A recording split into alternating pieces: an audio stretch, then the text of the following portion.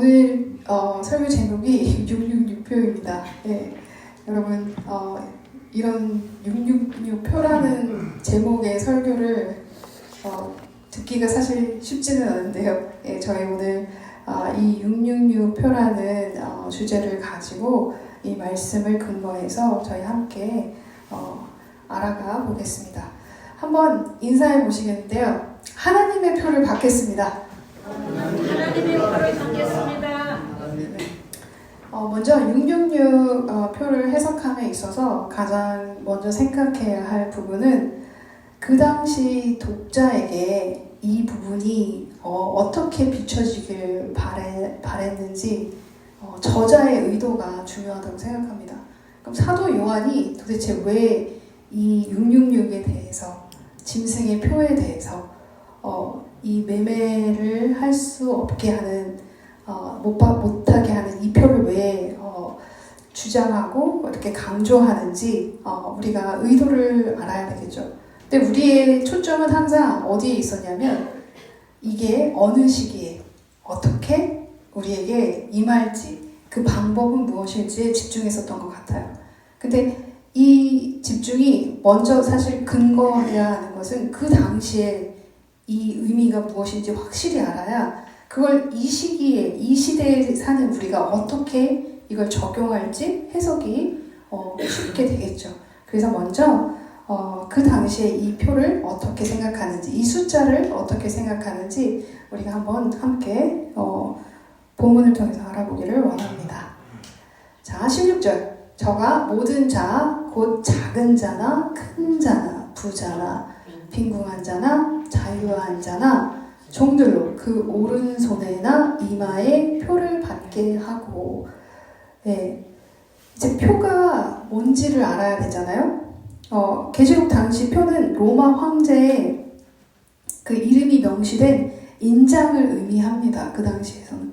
그러면 그 인장이 어디에 쓰여졌나? 모든 서류에 적혀져 있었겠죠. 황제가 내리는 서류나 아니면 로마 나라에서 공식적인 그런 문서 같은 곳에 이 표가, 인장이 사용이 됐다는 거예요. 근데 이게 서류에만 이 인장을 찍은 게 아니라 사람에게도 찍었다는 거예요. 그 사람에게 찍었다는 거는 노예에게 찍었었어요. 그러면 그 노예는 결국 무슨 의미냐? 로마의 것이다. 이 사람은 로마의 것이다. 소유권을 의미한다는 거예요. 그럼 소유권을 의미한다는 건 다시 말해서 이게 내 소유이기 때문에 족쇄처럼 이게 이 내 소유가 다른 곳에 갈 수가 없다는 것을 의미한다는 거예요. 그러면 여기에서의 표를 의미하는 것은 결국 우리에게 만약에 이 짐승의 표를 적용한다면 사단은 지금 우리를 족쇄에 자신의 그 권위, 그 밑에 우리를 두려워하는 족쇄처럼 우리에게 표를 찍어주기를 원하는구나. 그리고 우린 여기에서 자유해야 하는구나 라는 걸 알 수 있다는 거예요. 그러니까 그 당시 로마 밑에 거주하고 있던 유대인들, 이스라엘 백성들은 이 표를 받지 않기 위해서 노력해야 했다는 거. 왜냐하면 그들이 이 표 밑에 있을 때 너희들이 마치 로마의 소유권이 되는 것처럼 너는 그들의 소유권이 되니까 너희가 그것을 하나님의 소유 아래에 있어야지 너희가 로마의 밑에 거하면 안 된다는 것을 요한은 얘기해주고 싶었던 거죠. 신명기 6장 8절에 보면 말씀을 손에 메어 기호로 삼고 미간에 붙여 표로 삼으라. 네, 이 말씀이 지금 다시 요한계시록 16장에 나와 있잖아요. 오른손에나 이마에 표를 받게 하고. 계속해서 사단이 계시록에서 보여주는 건 뭐예요? 패러디하는 거예요. 짝퉁이에요, 짝퉁. 하나님처럼 되고 싶은, 그래서 하나님이 예수님에게 권능을 주는 것처럼 용이 짐승에게 권능을 주는 그러한 것을 계속 표방하고 있어요. 그래서 지금 이 표 역시 하나님의 말씀이 손목에 메어 기호로 삼고 미간에 붙여 표로 삼으라. 하나님의 표를 삼아야 되는데 지금 짐승의 표로 우리에게 얹히려고 하는 그들의 목적을 지금 패러디하고 있다는 거죠. 요한계시록 14장 1절에 보면 어린 양이 시온산에 섰고 그와 함께 14만 4천이 서 있는데 그들의 이마에는 어린 양의 이름과 그 아버지의 이름을 쓴 것이 있더라. 이게 뭐예요? 하나님께서는 분명히 우리에게 아버지의 이름을 이 이마와 손목에 심어주시고 싶으신 건데 지금 사단은 자신의 능력을, 자신의 권능을 우리의 표로 삼아 우리의 이마와 손목에 찍으려고 한다는 거예요. 자, 두 번째 17절에 보면 누구든지 이 표를 가진 자 외에는 매매를 못하게 하니 이 표는 곧 짐승의 이름이나 그 이름의 수라. 자, 매매를 하지 못하게 했다고 했어요. 그러면 우리가 이걸 어떻게 해석을 해야 하나? 그 당시에 이게 무슨 의미인가? 우리가 정확하게 알려면 사실 그 시대에 제가 여러 번 설명을 드리긴 했었는데 로마 시대에는 그 상인들의 조합 단체, 길드라는 조합 단체가 있었어요. 그리고 그 길드라는 조합 단체에 들어가지 않으면 매매가 불가했어요. 네. 그러니까 결국 이 표를 받은 자만 매매를 하게 했다는 거예요. 그럼 결국 뭐예요? 로마 수하의 밑에 두고 싶어하는 그들의 의도라는 거예요. 그러니까 요한은 무슨 얘기를 하고 싶으냐면 너희가 로마의 그 수하에 들어갈 것이 아니라 거기서 벗어나 하나님의 밑에 거해야 되는데 너희가 자꾸 그 밑에 거하려고 하니까 너희의 그 목적이 어디에 있는지 정확하게 알아야 된다는 거예요. 그래서 지금 이 매매에 대한 해석은 우리가 그렇게 해석하면 될 것 같아요. 자, 마지막 해석은요. 18절. 지혜가 여기 있으니 총명 있는 자는 그 짐승의 수를 세어보라. 그 수는 사람의 수니 666이니라. 네, 여기에 대한 이제 해석이 여러 가지가 나오는데 중요한 건 그때 당시에 이 사람들이 성경을 읽으면서 이게 다 은유법이지만 이스라엘 백성들은 다 알아들었던 거예요. 네, 매매에 대한 얘기를 할 때도 길드 그 상회에 거기 조합에 들어가지 말고 하나님의 말씀 안에 거하라는 것이구나. 표를 얘기하는 것도 그 인증을 얘기하는 거구나. 로마의 인증에 들어가지 말라는 거구나. 그러면 이 666도 뭔지 이 사람들은 보면서 딱 아는 거예요. 우리는 여러 가지 해석을 하지만 그들은 아는 걸 요한이 설명하는 거예요. 모르는 걸 설명한 게 아니라는 거예요. 왜냐하면 666이라는 숫자가 그 당시 살던 사람들이라면 그냥 누구구나 이렇게 아는 거거든요. 왜냐하면 고대에는요 게마트리아라고 해가지고 히브리어나 헬라어 이름에 숫자를 부여하는 방식이 항상 보편화되어 있었어요. 그러니까 그건 뭐냐면 내 이름을 만약에 제 이름을 예를 들어서 정담비예요. 그러면 정담비의 숫자 값이 있다는 거예요. 정이라는 단어의 숫자가 예를 들어서 10이다. 그러면 단에 대한 숫자는 6이다. 그리고 비에 대한 숫자는 4다. 이렇게 한다면 통틀어서 이 사람의 이름의 숫자는 20이다. 이게 나오는 거예요. 그러면 이 666의 숫자는 누구의 것인가? 그 당시 로마 황제의 것이라는 거예요. 네로 황제의 것이라는 거예요. 그러면 이 이스라엘 백성들이 로마 황제의 로마 황제 네로를 의미하는 거구나. 그러니까 그 사람이 세상의 가치관에서 짐승의 수, 그러니까 결국 하나님의 가치관에서 우리를 통치하는 것이 아니라 세상의 가치관에서 우리를 통치하는 사람이구나 하고 일컬어 주는 거라는 거예요. 그러면 그 당시 이 사람들이 정확하게 이 숫자를 이해할 수 있는 거잖아요. 그러면 우리가 여기서 이 숫자를 바라봤을 때 우리는 그럼 이걸 어떻게 지금의 시대에서 해석을 할까? 7이라는 숫자가 하나님의 완전한 수인 것을 여러분은 다 아시잖아요. 그죠? 왜일까요? 6일까지 하나님께서는 천지를 창조하시고 그리고 7일째 어떻게 하셨어요? 좌정하셨어요. 그리고 안식하셨어요. 그래서 7은 하나님의 수예요. 완전한 수예요. 자, 7은 하나님의 완전한 수인데 이 6은 그 완전함에 못 미치는 하나가 부족한 숫자라는 거예요. 그러면서 여기에 사람의 수라고 얘기를 했어요. 그러니까 666은 그 당시에는 네로 황제를 의미하는 거지만 지금 우리가 여기 시대에서 와서는 어떤 특정한 인물을 우리가 숫자 값으로 계산해서 누군가를 찾아내려고 하는 것보다는 하나님의 수인 777에 못 미치는 666의 수는 결국 인간의 수이구나.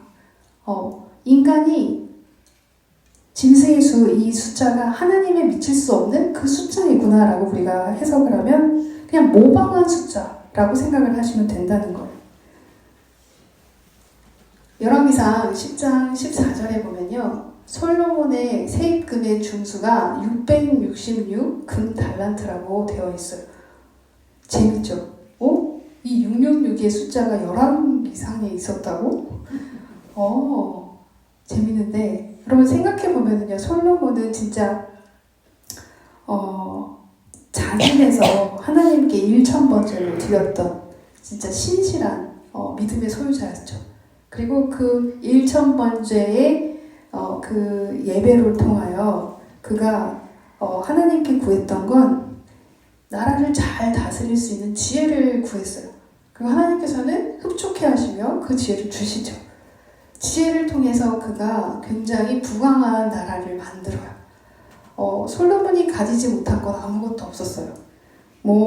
장난 아니었죠. 큰 축복을 받았었죠. 그랬던 그가 부요해지자 어땠냐면 왕은 병마를 많이 두지 말며 아내를 많이 두어 그의 마음이 미혹되게 하지 말라라는 이러한 말씀들을 다 어기는 삶을 살았어요. 결국 그가 부가 축적되지자 그가 예전에 처음에 하나님께 1000번째를 드리던 그의 마음이 온데간데 없고 이제 그의 마음은 조금 더 어떻게 하면 자기 왕국을 아름답게 지을까? 어떻게 하면 더 솔로몬 그 전도서에도 그런 말씀들이 있잖아. 어떻게 하면 더 내 마음을 흡족하게 할까라는 그 생각들이 그에게 가득했었어요. 결국 그가 그 모든 것을 누리기 위해서 사람들에게 세금을 징수했을 때 그 가치가 666 금달란트였다는 거예요. 그러니까 뭘 의미하는 걸까요? 사람의 생각으로 욕심을 가지고 하는 그 생각은 666이라는 거예요. 인간적인 생각. 하나님께 미치지 못하는 자신의 생각을 의미하는 거예요. 결국 666을 대표하는 거는 사람의 수고요. 7에 가까운 666은 결국 인본주의예요. 그래서 우리가 정말 내 마음대로 생각하는 거, 나 중심인 삶. 인본주의가 뭐예요? 그냥 사람이 가장 사람을 위해 사는 거예요. 되게 멋있는 말 같아요. 근데 결국 그게 어떤 걸 의미하냐면 나를 위해 사는 삶을 의미한다는 거예요. 나를 위해 살려고 하니까 더욱 모아야 했고 그 달란트가 666 금달란트였다는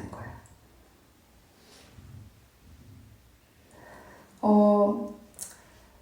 성도의 인내와 믿음이 가장 큰 권세이고 인내와 믿음은 지혜와 총명으로 나타나는데 총명한 자는 그 짐승의 수를 세어보라 그렇게 말씀하세요. 내가 하고자 하는 일이 하나님의 일인가 아니면 사탄의 일인가 늘 분별해야 한다는 거예요. 근데 만약에 우리가 내가 하고자 하는 일이 나의 생각의 일이면 666적인 생각인 거고요. 하나님의 가치관으로 생각하는 건 777적인 생각이라는 거죠. 심플하게 얘기를 한다면. 한때 계시록의 숫자가 그 666이 바코드라고 말씀하시는 분들도 많았어요. 그 시기. 그래서 그때 난리가 났었죠. 사면 안 되고 그래서 슈퍼도 못 가고 초창기에 그랬던 기억이 어렴풋이 나요. 그러면 영수증에 그 바코드가 이렇게 물건의 모든 뒤에 바코드가 있는지 없는지 확인하고 샀던 기억이 나요. 그런데 나중에는 그거를 안 할 수가 없었죠. 왜요? 모든 물건에 다 있었으니까. 그러면서 차츰 그 666 바코드선이 없어졌어요. 그리고 나서 등장한 게 사실은 베리칩이죠. 베리칩. 여러분도 많이 유혹적으로 들리셨을 거고 저도 혼란스러운 시기가 있었던 것 같아요. 이게 진짜 뭔가 연결고리가 있을까?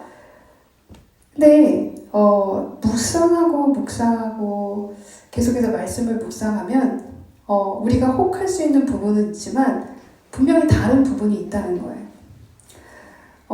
여러분도 알다시피 베리칩은 생체에 이제 심는 건데요. 체내에 이식하는 이제 마이크로칩을 의미하는 거잖아요. 굉장히 작은 쌀톨만한 그런 사이즈를 이제 삽입하는 건데 그 삽입함으로 인해서 얻어지는 유익은 내 모든 정보가 거기 기록이 있다는 거예요. 나의 금융적인 거래, 나의 의료 기록. 그래서 사실 의도가 굉장히 좋죠. 불의의 사고를 당해서 의식을 잃은 채 내가 병원에 실려왔을 때 그 마이크로칩에 있는 그 베리칩을 우리가 딱 스캔하면 내 모든 정보가 다 나타나서 내 병력까지 다 알 수 있는 놀라운 기술이에요.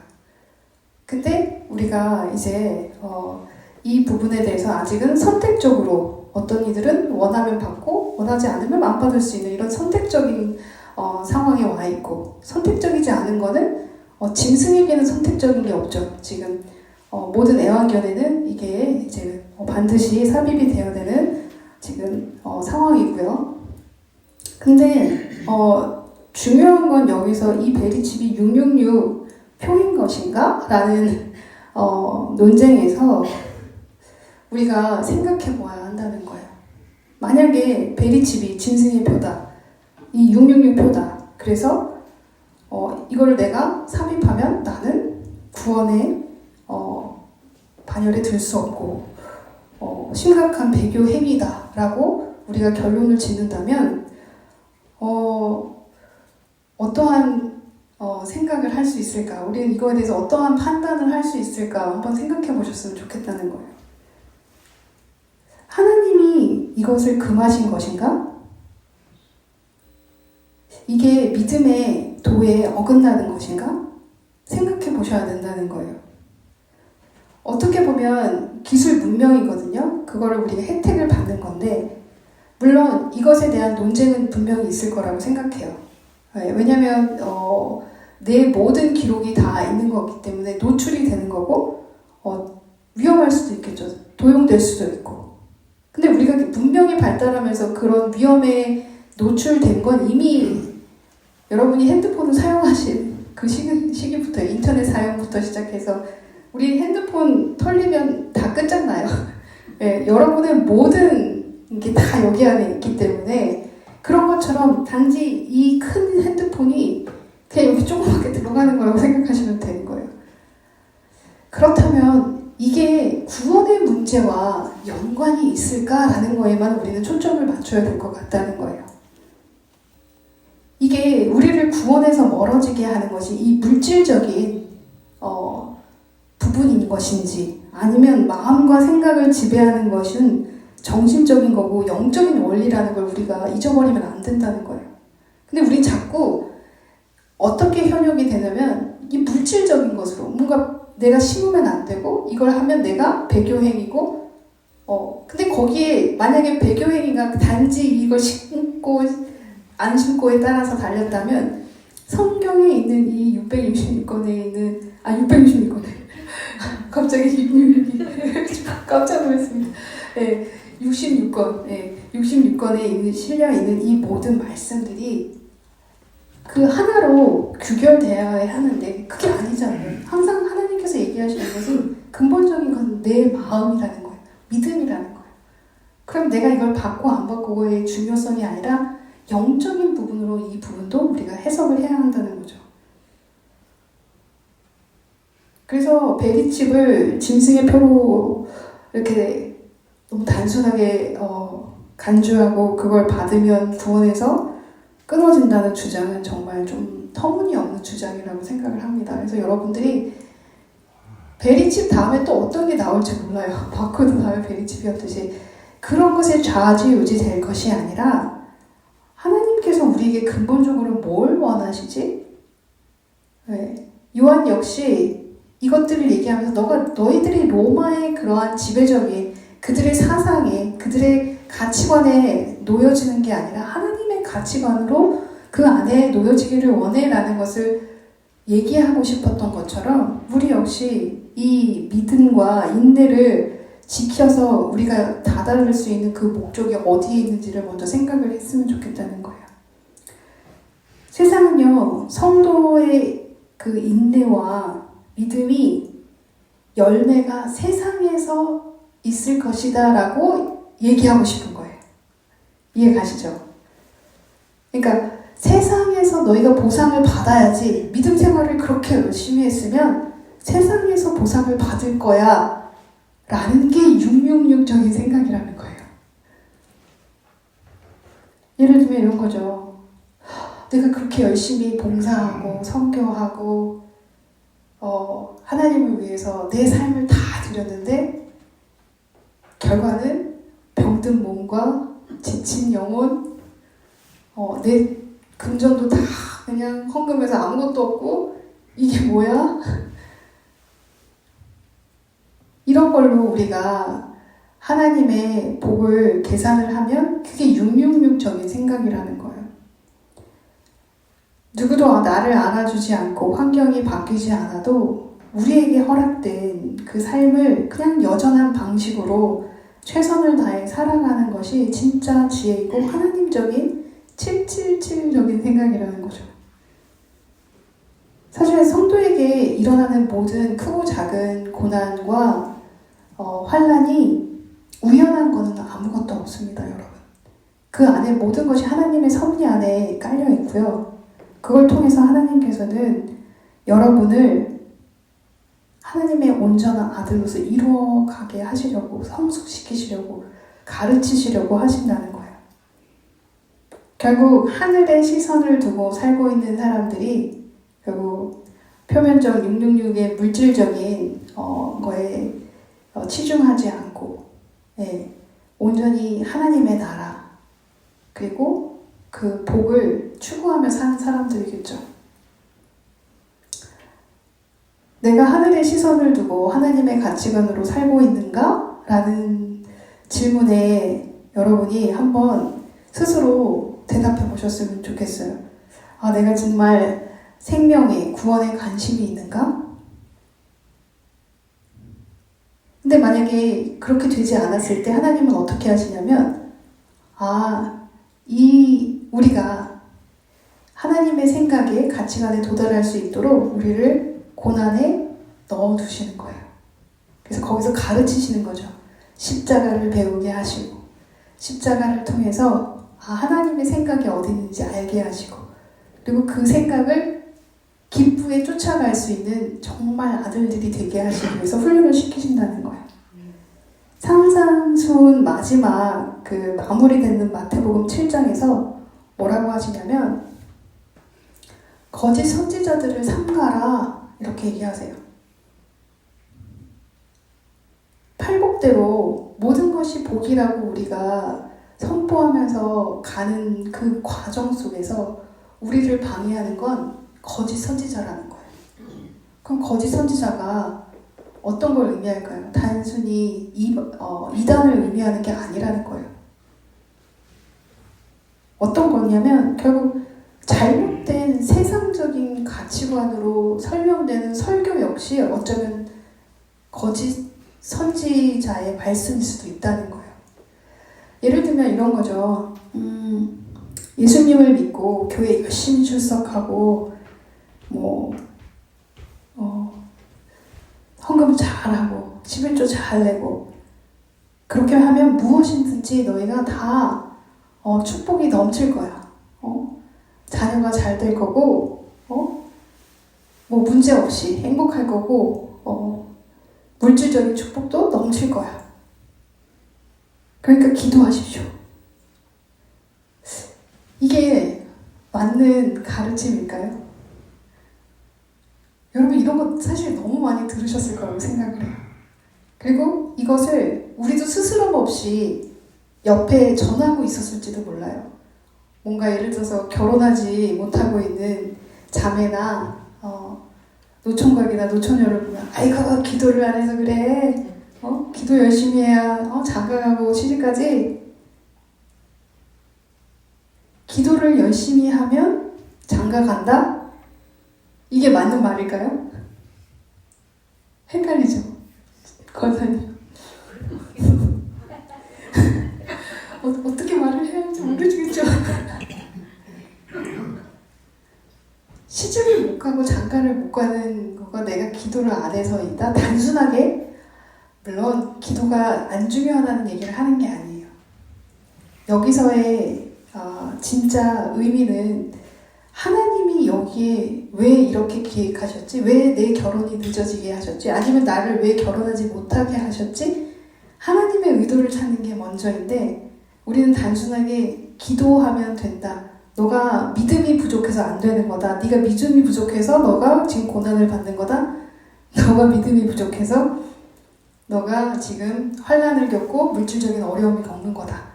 이렇게 단순하게 해석할 수가 없다는 거예요. 근데 이러한 설교를 하면 사실 저도 편해요. 여러분 기도하십시오. 헌금 많이 내십시오. 축복받습니다. 이런 설교하면 저도 엄청 편해요. 그럼 여러분들도 내가 열심히 더 하면 축복받겠구나. 축복을 위해서 내가 더 열심히 해야지 하고 여러분도 아마 더 열심히 할 거예요. 근데 제가 하는 맨날 설교는 고난을 기쁘게 여기십시오. 십자가를 즐겁게 지십시오 하는 설교만 하고 있으니 저도 힘들죠. 그러나 진리를 얘기해야 하잖아요. 진리를. 그죠? 진짜 666표를 분별하는 방법은 내가 지금 사는 생각이 사탄의 지혜인 666적인 세상적인 뭔가 내가 이걸 기도하고 간구하는 목적이 하늘에 있는 것이 아니라 땅의 것을 위하고 있는 그런 목적으로 내가 기도하고 간구하고 있다면 나는 666표가 지금 이마와 손등에 있다는 거예요.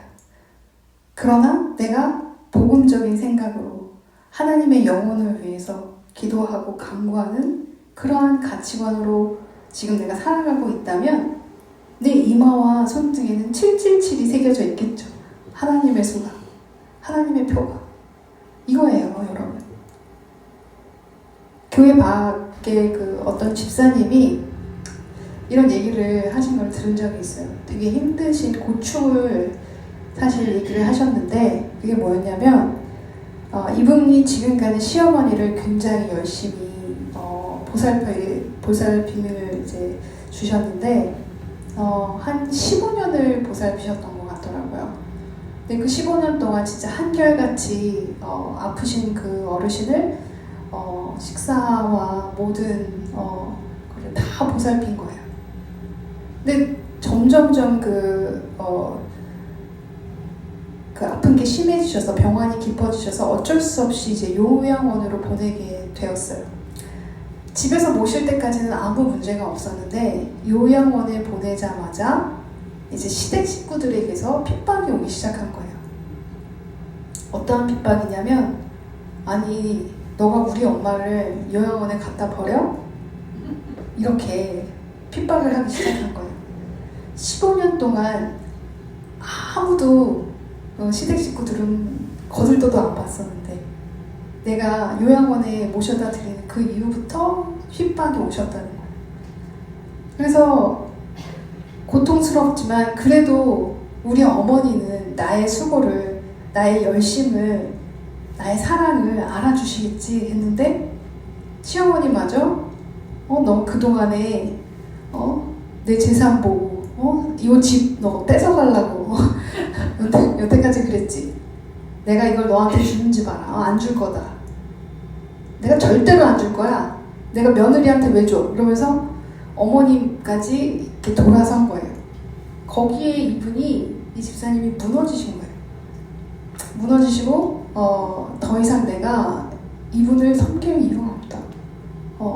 그리고 이제 의절을 하셨다고 하시는 거예요. 저는 할 만큼 했습니다.